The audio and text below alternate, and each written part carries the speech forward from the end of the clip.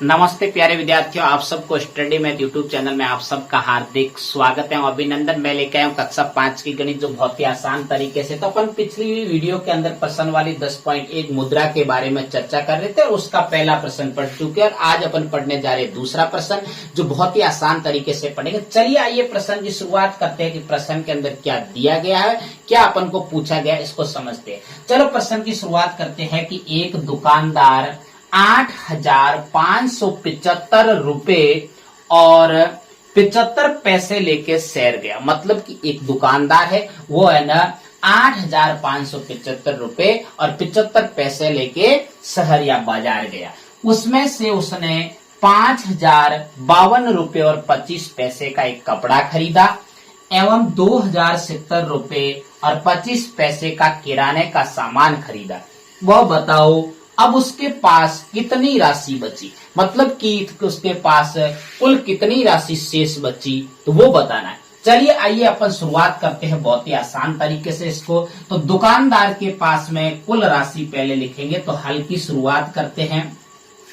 एक दुकानदार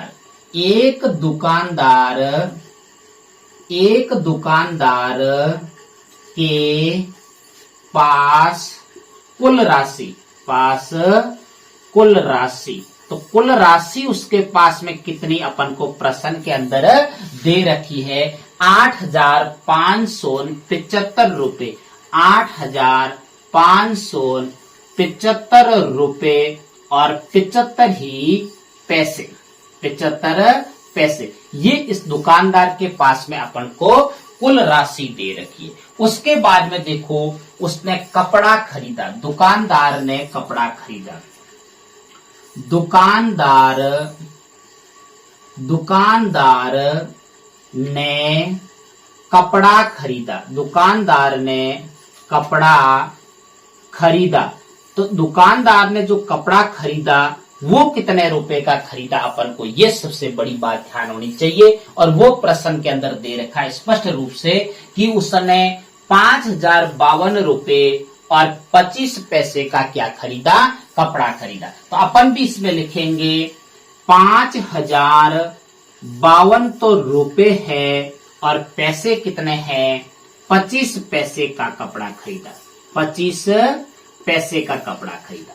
उसके बाद में देखो, उसने क्या खरीदा, किराना का सामान खरीदा। तो अपन लिखेंगे दुकानदार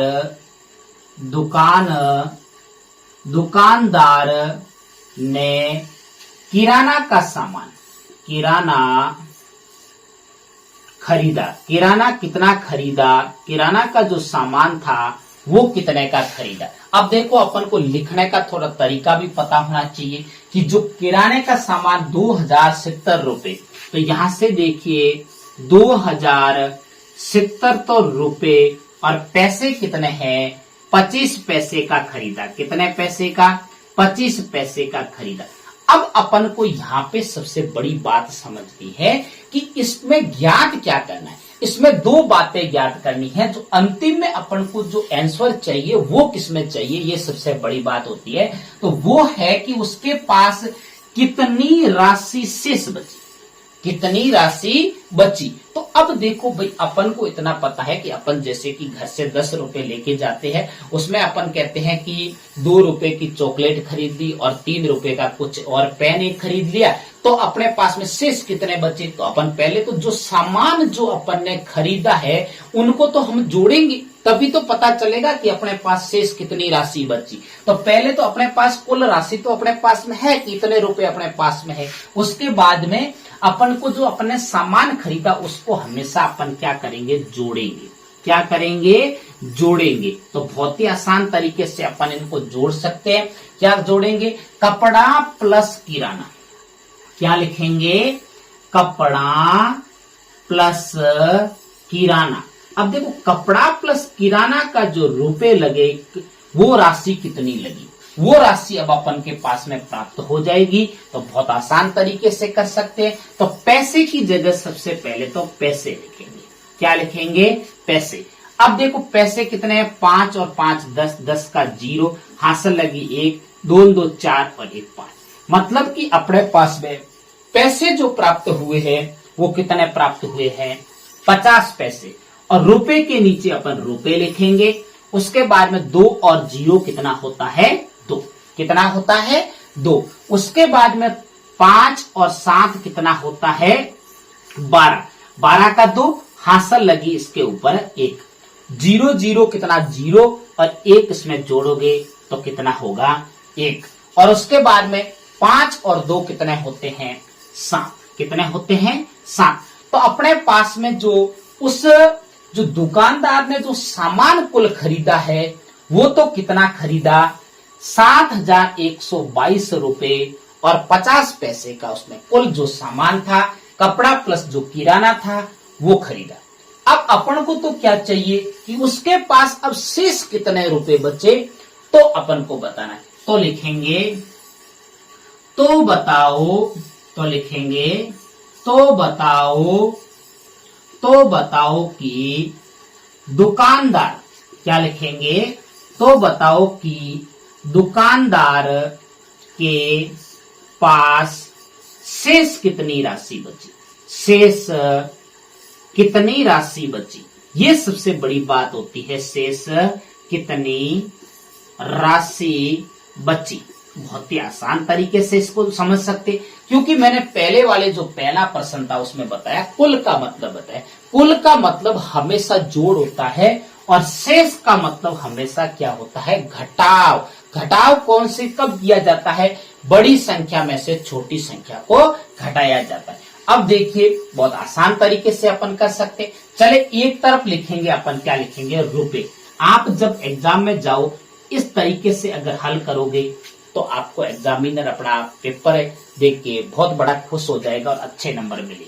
और उसके बाद में देखिए इधर क्या लिखना है पैसे, क्या लिखना है पैसे। अब देखो रुपए अपने पास में कितने दे रखे, जो कुल रुपए, कुल जो अपने पास में भाई जब घटाव करेंगे तो हमेशा कुल रुपए ऊपर लिखा जाएगा।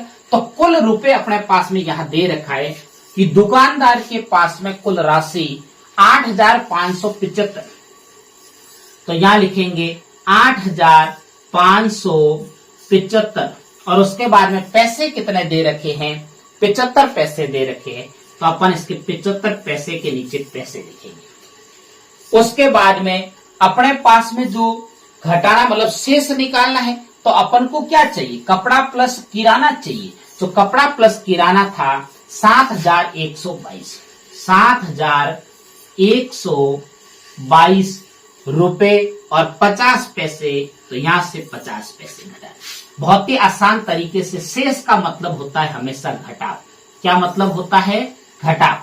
बहुत ही आसान तरीके से अपन घटाव कर सकते, क्योंकि जब मैंने सामान्य गणित पढ़ाई उस समय घटाव बहुत अच्छे से सिखाया कि ऊपर की संख्या हमेशा बड़ी होती है, नीचे की संख्या छोटी होती है, जिसको अपन आसानी से घटा सकते हैं। तो चलिए घटाव की शुरुआत करते हैं। 5 में से 0 गया, पीछे क्या बचा 5। उसके बाद में देखो 7 में से 5 गया, पीछे बचे 2। तो पैसे जो बचे वो तो कितने बचे 25 पैसे उसके पास में। अब 5 में से 2 गए, पीछे 3 बचे। 7 में से 2 गए, पीछे 5 बचे। 5 में से अपने पास में 1 गया, पीछे 4 बचा। और 8 में से 7 गया, 1 बचा। तो रुपए उसके पास में कितने बचे 1,453 रुपए और 25 पैसे अब उसके पास में शेष बचे। अब अपन लिखेंगे अतः की लाइन। क्या लिखेंगे अतः की लाइन। अतः की लाइन क्या है कि दुकानदार के पास में, दुकानदार के पास में 1,453 रुपए और 25 पैसे शेष बचे, शेष बचे। तो ये आपको बहुत अच्छे से समझाया मैंने। अगर आपको, मुझे उम्मीद है कि आपको अच्छे से समझ में आया है। अगर मेरे पढ़ाने का तरीका अच्छा लगे तो मेरे चैनल को सब्सक्राइब करना और आगे अपने प्यारे प्यारे दोस्तों को शेयर करते रहना। तब तक मेरे स्टडी में यूट्यूब चैनल पर बने रहे। नमस्ते।